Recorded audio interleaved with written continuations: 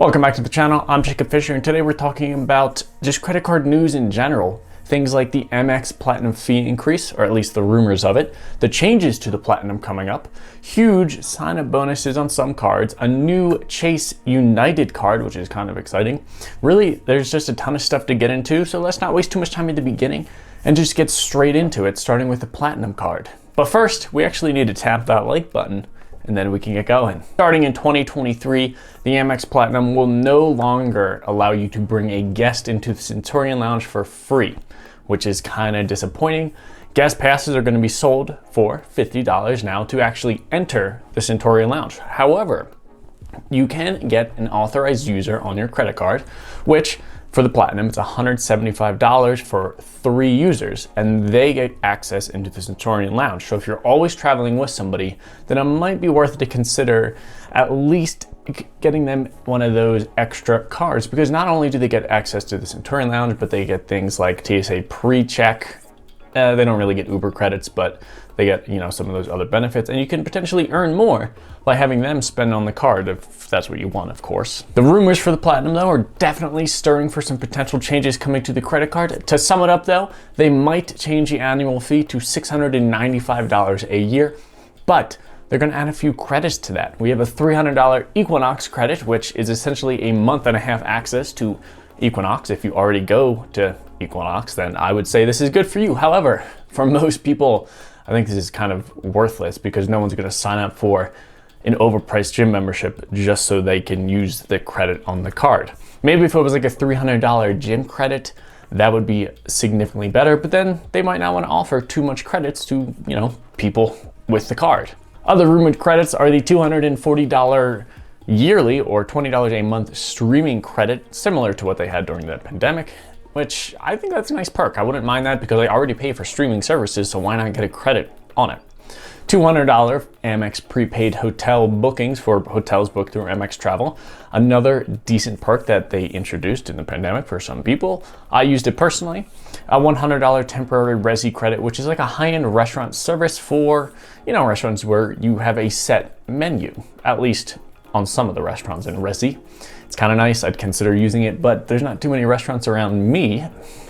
Then the Clear membership, which is kind of a nice thing to include, or hopefully include at least, because a Clear membership is kind of new to airports. Not too many people have it, and the lines aren't as long as like a TSA pre-check line. It's super simple, and Amex actually already offers a $100 credit for this on the green card, which is kind of like a lower end travel card.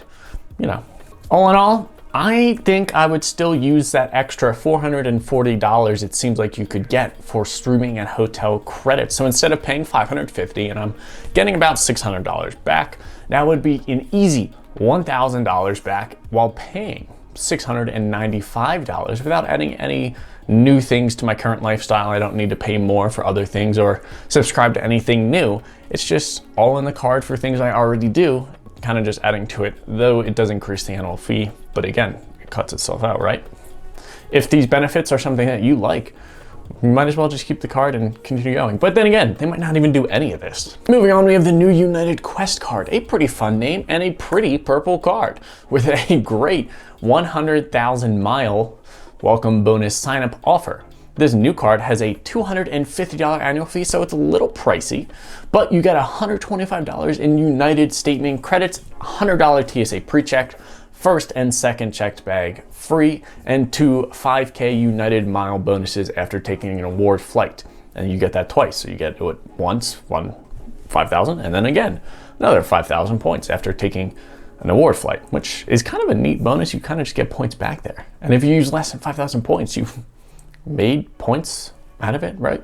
All in all, that's about $325 in credits if you count the points at a very low 1 cent. Most people count them a bit higher at 1.2 cents or even higher than that, depending on what you can find on their website. I didn't include the welcome bonus or the bags flying free, at least in that calculation, because the welcome bonus is only for 1 year, and if you have status with United, that perk doesn't really add anything to you, any monetary value to you. If you don't fly United a lot, then that perk could actually save you about $90 a flight, depending on what kind of bags you bring with you.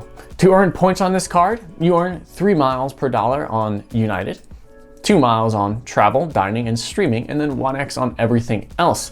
Though that welcome bonus, I know we briefly mentioned it, to earn that 100,000 mile welcome bonus, you first need to spend $5,000 in the first 3 months. And that accounts for 80,000 points. While you need to spend another $5,000 in the first 6 months, or about 10K total in 6 months to earn the full 100,000 welcome bonus offer. That's some hefty spending, and personally, I do not spend that much in 6 months. So this card would not necessarily be for me because I wouldn't be able to hit that spending bonus, which is a little disappointing because that is a nice bonus that they have. However, you could, or I might, consider getting the card and then linking it to my United account and only use it for things on United because you get so much kind of back from it. I wouldn't use it pre-check credit because I already have a card that does that. So I would need to find a way to make up the rest of the annual fee before I would personally get it. Let's get into new sign-up bonuses that many card companies are having right now to at least entice people to get into their ecosystem. Amex, Chase, Discover, Citi, Capital One, they're all kind of trying to get more people into their ecosystem so that way they spend more money on their credit cards, and of course credit card companies make money. First, we can start with Amex because the Gold card has a great sign-up bonus of 75,000 points after you spend $4,000 in 6 months. That's less than $1,000 in spend a month to earn 75,000 points. I'll admit it, I did sign up for the Rose Gold card. I wanted it, and I'm replacing the Blue Cash Preferred with the Amex Gold card.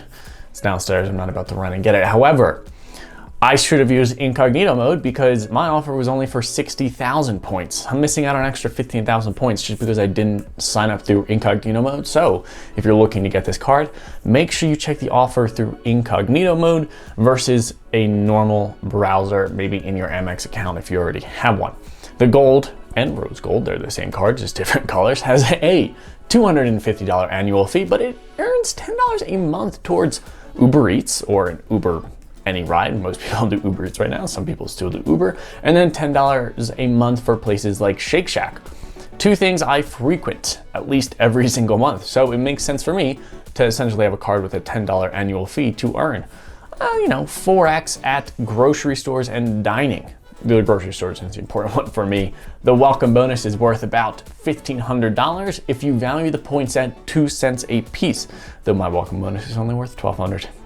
It's just disappointing. The Platinum card has an incredible sign-up bonus right now of 100,000 points, which is the same as the United card, plus 10x at US gas stations and supermarkets on up to 15,000 combined in your first 6 months, which is a lot of spend at grocery stores and gas stations. To earn the 100,000 points, you need to spend, again, $5,000 in 6 months.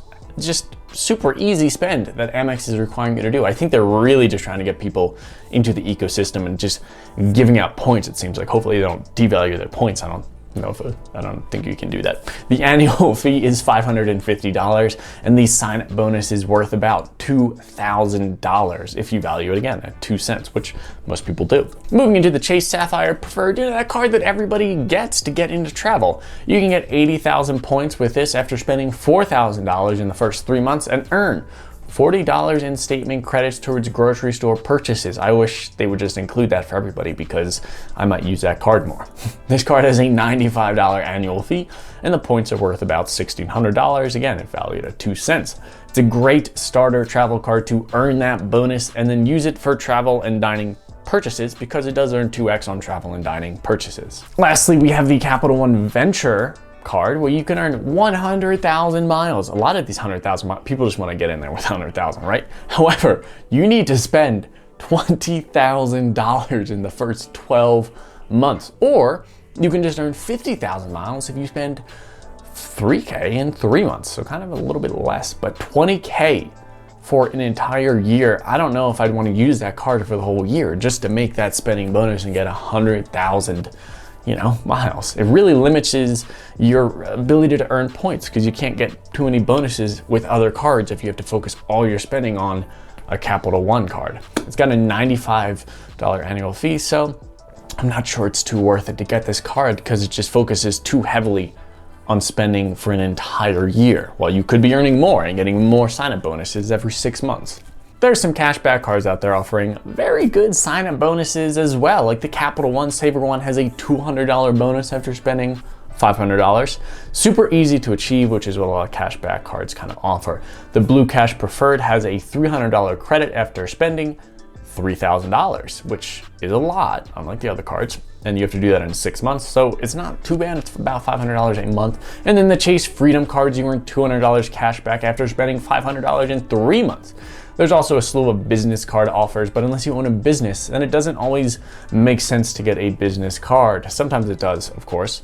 Then a lot of other specific hotel branded or airline branded cards are offering incredible sign-up bonuses.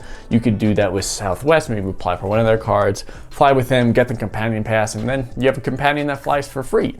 Delta's also having some upgraded sign-up bonuses on their cards. I got stiffed again with the Delta Gold card. I lost out on the extra 30,000 points, which is disappointing. Let me know your thoughts in the comments below, and which card you might get or already have. Or, considering over the next few years. I upload videos on Monday and Wednesday, Monday and Friday on travel and finance. So if that sounds like something interesting to you, hit that little subscribe button down there. Thank you so much for watching, and until next time.